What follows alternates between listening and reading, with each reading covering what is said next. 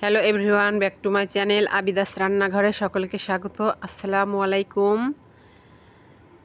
কেমন আছো বন্ধুরা? আই হোপ সকলে ভালো আছো। আমি আমার পরিবার নিয়ে খুবই ভালো আছি। আজকে আমি তোমাদের সঙ্গে শেয়ার করব এগ ফিঙ্গার রেসিপি। তো চলো বন্ধুরা, দেখে নেওয়া যাক কীভাবে আমি এগ ফিঙ্গার রেসিপিটি তৈরি করলাম।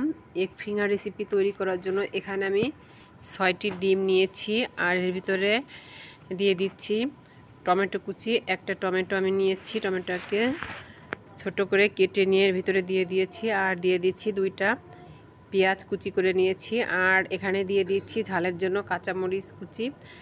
কাঁচামরিচটা কিন্তু আমি বেশি করে দিয়েছি, কারণ এগ ফিঙ্গারের রেসিপিটির ঝাল একটু বেশি হলে কিন্তু খেতে বেশি ভালো হয়, এই জন্য ঝালের পরিমাণটা একটু বাড়িয়ে দিয়েছি। আর দিয়ে দিয়েছি আমি স্বাদ মতো লবণটা দিয়ে আমি একটি হ্যান্ড বিটারের সাহায্যে ডিমের সঙ্গে সমস্ত উপকরণগুলোকে সুন্দর মতো মিশিয়ে নিচ্ছি। আর এই মিশানো হয়ে গিয়েছে। এখন আমি একটি ব্রেড মোল্ড নিয়েছি, ব্রেড মোল্ডের ভিতরে এই মিশ্রিত উপকরণগুলো ঢেলে দিয়েছি। আর এটিকে আমি ওভেনে বেক করে নেব 10 মিনিট ফ্রি হিট ওভেনে।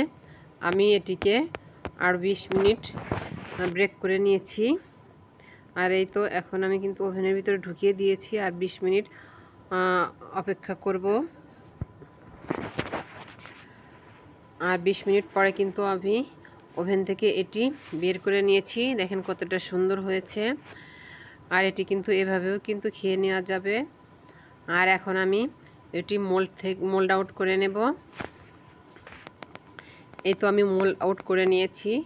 দেখেন কতটা সুন্দর লাগছে। এটি কিন্তু এভাবে খেলেও কিন্তু দুর্দান্ত লাগবে। তো আমি এভাবে করব না, আমি আপনাদেরকে এগ ফিঙ্গার করেই দেখাচ্ছি। তো এখন এটাকে আমি ছোট ছোট পিস করে কেটে নিচ্ছি।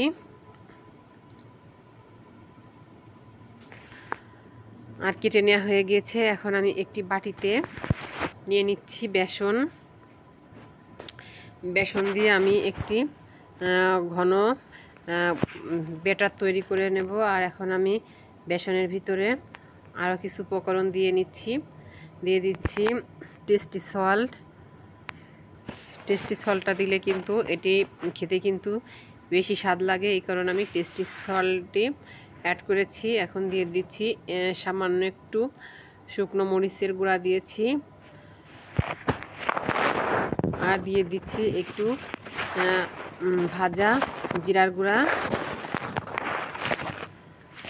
এখন অল্প অল্প করে পানি দিয়ে এটাকে আমি একটি ব্যাটার তৈরি করে নেব। পানিটা দিয়ে দিয়েছি। এখন এই তো হ্যান্ড বিটারের সাহায্যে আমি এটিকে সুন্দরভাবে গুলিয়ে নিচ্ছি।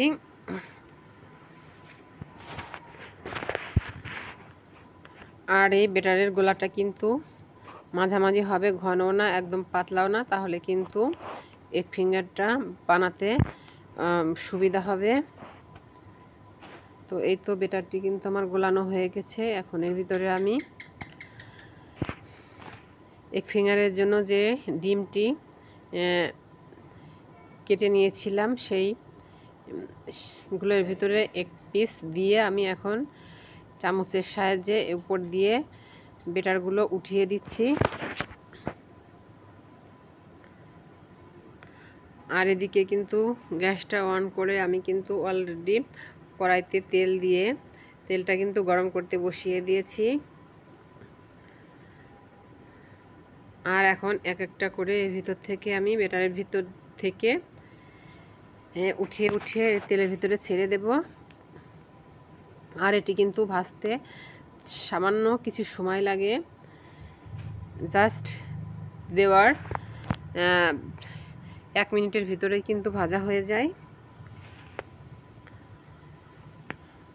তো এই তো এক এক করে আমি এর ভিতরে ছেড়ে দিয়েছি তেলের ভিতরে।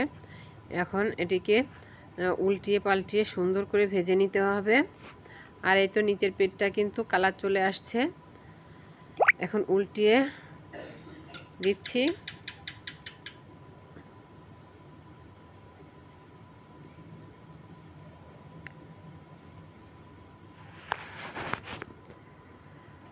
আর এই এগ ফিঙ্গার এই রেসিপিটি কিন্তু দুর্দান্ত লাগে খেতে। এটি কিন্তু ইফতারে বা বিকালের নাস্তায় বা বাচ্চাদের টিফিনে দিলেও কিন্তু বাচ্চারা সুন্দর মতো খেয়ে নেবে। তবে আমি ঝালের পরিমাণটা কম দিয়েছি, বাচ্চাদের টিফিনে করলে ঝালটা একটু কমিয়ে দিলে বাচ্চারা খুবই পছন্দ করবে। আর এটি কিন্তু কোনো যাকে আপনি খাওয়াবেন সে কিন্তু দ্বিতীয়বার আপনাকে বানানোর জন্য রিকোয়েস্ট করবে যে আবার বানিয়ে খাওয়ান। খুবই কিন্তু ভালো লাগে। আমরা যত রকমেরই রেসিপি করি না কেন ইফতারে, কিন্তু এটি কিন্তু সর্বাধিক স্বাদের দিক তো উপরে থাকবে। আর এই তো আমি বাকিগুলো এখনো ভেজে নিচ্ছি।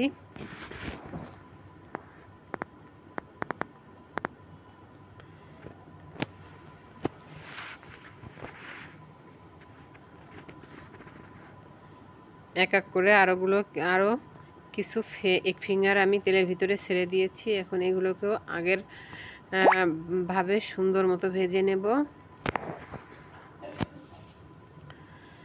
এতে একটি সাইড কিন্তু হয়ে গিয়েছে, আমি একটু জাস্ট উল্টিয়ে দিয়েছি। আর এটা যখন আমি ইফতারের টেবিলে দিয়েছি তখন কিন্তু আমার বাচ্চারা বা বাচ্চার বাবা বলেন সবাই কিন্তু খুবই পছন্দ করেছে, বলছে অসাধারণ একটা স্বাদের ইফতারি রেসিপি হয়েছে, কিন্তু খুবই ভালো লেগেছে আমাদের কাছে।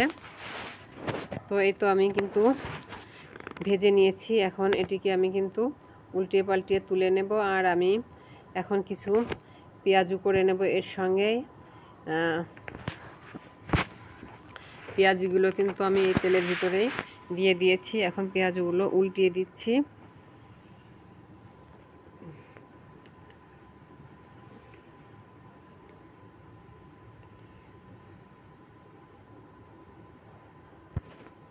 আর এই পেঁয়াজিগুলো কিন্তু খেতে খুবই ভালো লাগে। এখন উল্টিয়ে পাল্টিয়ে পেঁয়াজিগুলোকে আমি ভেজে নেব, তবে বেশি কড়া করব না।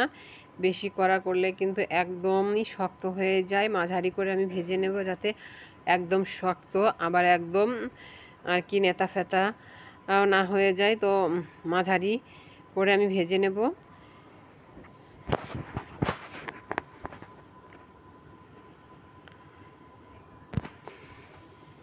পেঁয়াজগুলো কিন্তু একবারে শক্ত হয়ে গেলেও কিন্তু খেতে ভালো লাগে না, আর একবারে নরম থাকলেও খেতে ভালো লাগে না। তো আমি কিন্তু পেঁয়াজিগুলো প্রথম ব্যাচের পেঁয়াজিগুলো কিন্তু ভেজে নিয়েছি। এখন দ্বিতীয় ব্যাচের পেঁয়াজিগুলো আমি তেলের ভিতরে ছেড়ে দিয়েছি। এখন এগুলো কিন্তু একইভাবে আমি উল্টিয়ে পাল্টিয়ে ভেজে নেব, একটু নরম করেই ভাজবো। যেহেতু ইফতারেতে মুড়ি ছোলার সঙ্গে মাখাবে, তো বেশি কটকটে ভাজারও প্রয়োজন নেই। আর এদিকে আমি ছোলা ভোনার জন্য কিন্তু পেঁয়াজ দিয়ে দিয়েছি তেলের ভিতরে। এখন পেঁয়াজগুলো একটু লাল করে ভেজে নিয়ে আমি লবণ এবং বাকি সব মশলাগুলো অ্যাড করে দেব এক এক করে। এই তো আমি হলুদের গুঁড়া, ধনে গুঁড়া, সজের গুঁড়া সমস্ত কিছুই কিন্তু, মরিচের গুঁড়া দিয়ে দিয়েছি। আর ছোলাগুলো কিন্তু আমি ভেজে নিয়েছি। আর এই তো ছোলা, পেঁয়াজু আর ইত্যাদিতে যে আজকে ভাজা পোড়া করলাম, তিনটা আইটেম তোমাদের সঙ্গে শেয়ার করছি বন্ধুরা। আজকের মতো নিচ্ছি বিদায়, দেখা হবে নেক্সট ভিডিওতে। আল্লাহ হাফেজ।